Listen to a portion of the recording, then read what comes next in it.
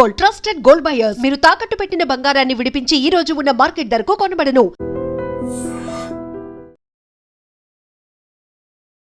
కస్టడీలో తండ్రి కుమారులు మృతి చెందినటువంటి కేసుకు సంబంధించి తమిళనాడులోని మదురై కోర్టు సంచలన తీర్పు ఇచ్చినటువంటి విషయం తెలిసిందే.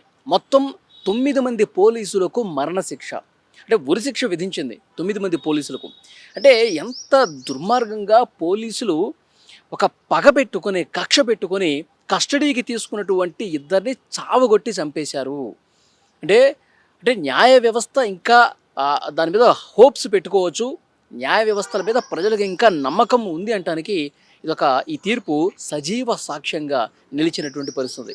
నిజంగా సామాన్యుడికి ఏదైనా ఇబ్బంది కలిగితే, ఇక్కడ ఉన్నటువంటి ఈ వ్యవస్థలు ఏమైనా పూర్తిగా నిర్వీర్యమైపోతే ప్రతి ఒక్కరికి ఒక ఆశ ఉంటుంది, న్యాయస్థానంలో అయినా మనకి న్యాయం దక్కుతుంది, ఆ న్యాయ దేవత మనకి అండగా నిలబడుతుందని చెప్పి చాలామంది నమ్ముతారు. సో దానికి తగ్గట్టుగానే తమిళనాడులోని మదురై కోర్టు ఇచ్చినటువంటి తీర్పు చాలామంది దుర్మార్గులకి ఒక కనువిప్పు కలిగినటువంటి పరిస్థితి. ఎవరైతే అరాచకంగా ప్రవర్తించాలని చూస్తారో, ఎవరైతే చట్టాన్ని తమ చేతుల్లోకి తీసుకోవాలని ప్రయత్నం చేస్తారో వాళ్ళకి నిజంగా ఒక చెంపపెట్టు లాంటి ఒక తీర్పు వచ్చిందని చెప్పాలి. ఇద్దరు వ్యక్తుల్ని కస్టడీలోకి తీసుకొని ఇక చట్టం మన చేతిలో ఉంది, మనల్ని అడిగేవాడు లేడు, మనల్ని ఇంకా ప్రశ్నించే నాథుడే లేడు, మనం ఏం చేసినా చెల్లుతుంది అనుకున్నటువంటి పోలీసులకి నిజంగా దిమ్మ తిరిగి మైండ్ బ్లాంక్ అయినటువంటి పరిస్థితి.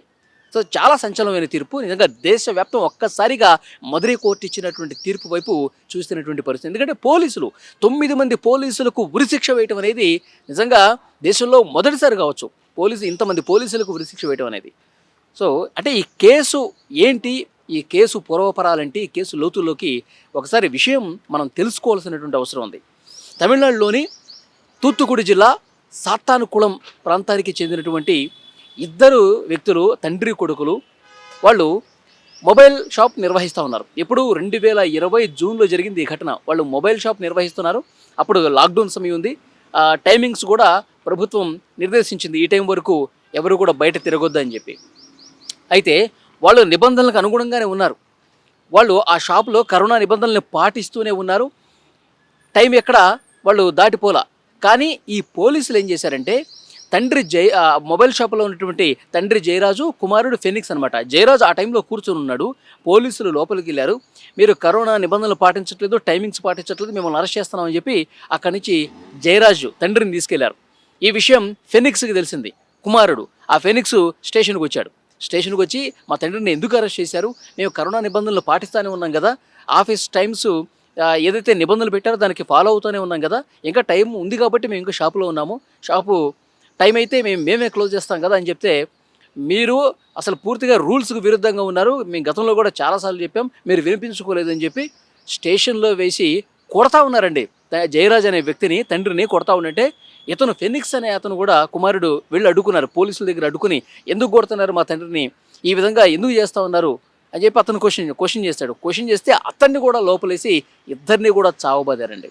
అంటే ఎట్లా కొట్టారంటే, స్టేషన్లో పెట్టి బట్టలు తీసేసి, బట్టలు పూర్తిగా విప్పేసి, నగ్నంగా తండ్రి కొడుకుల్ని నగ్నంగా నిల్చోబెట్టి ఇష్టారీతన లాఠీలతో ఇష్టం వచ్చినట్టుగా కొట్టారు. తల మీద కొట్టారు, విప్ మీద కొట్టారు, పొట్ట భాగంలో కొట్టారు, ఛాతి మీద కొట్టారు. అంటే అసలు మాటలు చెప్పడానికి కూడా వీలైనంత స్థాయిలో కొట్టారు. దీనికి కారణం ఏంటి, కరోనా నిబంధనలు పాటించలేదని కాదు, గతంలో ఒక విషయానికి సంబంధించి అక్కడ ఉన్న స్థానిక పోలీసులకి ఈ జయరాజు, మొబైల్ షాప్ నిర్వాహకుడు జయరాజ్కి గొడవ జరిగింది. ఆ గొడవ జరిగిన సమయంలో ఇతను పోలీసులను తిట్టాడు. దాన్ని మైండ్లో పెట్టుకుని ఇతని మీద ఏదో ఒకరోజు పగ తీర్చుకోవాలని చెప్పి అక్కడ పోలీస్ స్టేషన్లో ఉన్నటువంటి వాళ్ళు, అక్కడ ఉన్నటువంటి పోలీసులు అది మైండ్లో పెట్టుకొని ఏదో ఒక రోజు వీడిని చావగొట్టాలని చెప్పి ఆల్రెడీ మైండ్లో ఫిక్స్ అయిపోయారు. సో ఆ మైండ్లో ఫిక్స్ అయ్యారు కాబట్టి, పగ తీర్చుకోవాలని చెప్పి డిసైడ్ అయిపోయారు కాబట్టి, ఈ కరోనా నిబంధనలు అని చెప్పి సాకు చూపించి వాళ్ళిద్దరిని కూడా లోపలికి తీసుకెళ్ళి ఇష్టారీతిని కొట్టారండి. అంటే ఈ కోర్టు తీర్పిచ్చే ముందు జడ్జిలు కూడా చాలా బాధకు గురయ్యారు. నిజంగా ఈ కేసుకు సంబంధించిన డీటెయిల్స్ చూస్తూ ఉంటే, ఈ కేసుకు సంబంధించినటువంటి విషయాలన్నీ కూడా లోతుల్లోకి వెళ్ళి పరిశీలిస్తుంటే, విచారణ సంబంధించినటువంటి ఆ దర్యాప్తు వివరాలు బయటకు వస్తుంటే నిజంగా చాలా బాధ కలుగుతోంది. అసలు ఇలాంటి వ్యక్తులు, పోలీసులు ఎవరైతే ఉన్నారో, ఇంత దుర్మార్గంగా ప్రవర్తించిన వాళ్ళు జీవిత ఖైదు వేసి జైల్లో వాళ్ళు సంవత్సరాలు మగితే ఇది సరైన శిక్ష కాదు. బుద్ధి రావాలంటే, అసలు నిజంగా ఇలాంటి ఆలోచన కలిగిన వాళ్ళకి మార్పు రావాలంటే ఒక సంచలనమైనటువంటి తీర్పే ఉండాల్సినటువంటి అవసరం ఉంది. వీళ్ళకి మరణశిక్ష వేస్తే కానీ ఇది సరైన తీర్పు ఇచ్చినట్టు కాదని చెప్పి మరణశిక్ష వేశారు. ఆ రోజు జైల్లో ఇష్టారీతిన కొట్టారు కదండి. కొట్టిన తర్వాత ఏం చేశారు తెలుసా?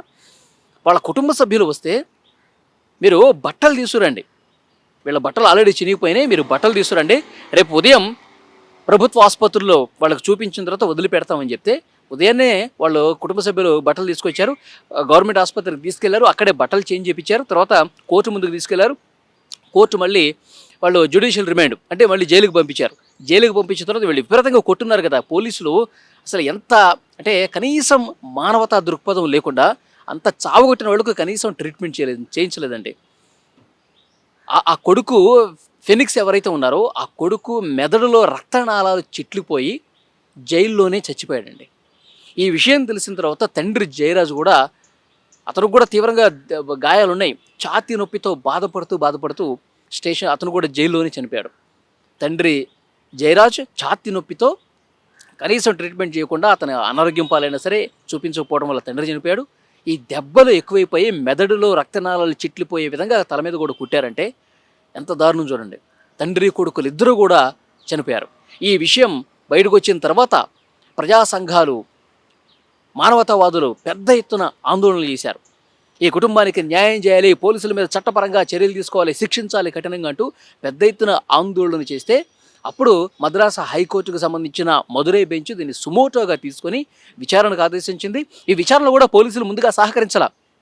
పోలీసులు ఒకటే కాబట్టి విచారణ ముందుకు కదలనీయలేదు. సో దీనికి సంబంధించిన డీటెయిల్స్ కూడా కోర్టు ముందుకు వెళితే సిబిఐ ఎంక్వైరీ చేశారు. సిబిఐ ఎంక్వైరీ చేసిన తర్వాత సిబిఐ విచారణలో కొన్ని కీలకమైనటువంటి విషయాలు బయటకు వచ్చాయి. అక్కడ ఆ రోజు జైల్లో ఏం జరిగింది, ఒక మహిళా కానిస్టేబుల్ నోరు విప్పి నిజం మాట్లాడిందండి. ఆ పోలీసుల్లో కొంతమంది మంచివాళ్ళు కూడా ఉంటారు. ఒక మహిళా కానిస్టేబుల్ అసలు చాలా చితకబాదారు. నేను నాకు ప్రత్యక్షంగా చూశాను, నా కళ్ళతో చూశాను.